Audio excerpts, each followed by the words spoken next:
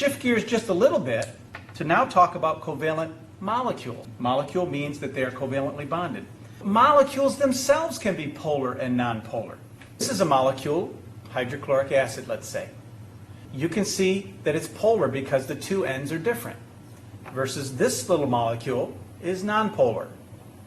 This is water. And again, you can see there's a polarity involved.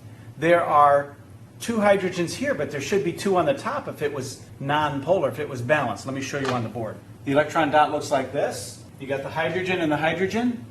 This is called a bent symmetry, or a bent geometry. Notice there's a pair of electrons there, and there's a pair of electrons here. They repel each other, and that's what actually causes this to bend. It pushes it and makes a bent formation. Clearly a polar molecule. It's not the same on both sides. Come back to ammonia here. Ammonia, it's polar.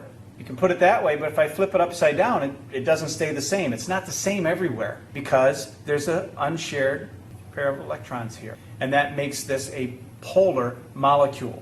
Versus this one, no matter how I turn it, it's the same. This again is nonpolar.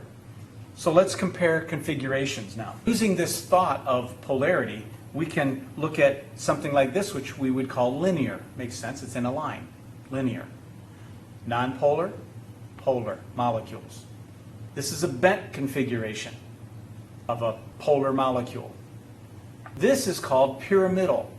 We have a pair of electrons there that aren't shared. You kind of make a little pyramid out of this. It's pyramidal shape. Polar molecule. Versus here, we have a tetrahedral shape. Tetra means four. Means there are four equidistant points from the center, and it is a nonpolar molecule, tetrahedral.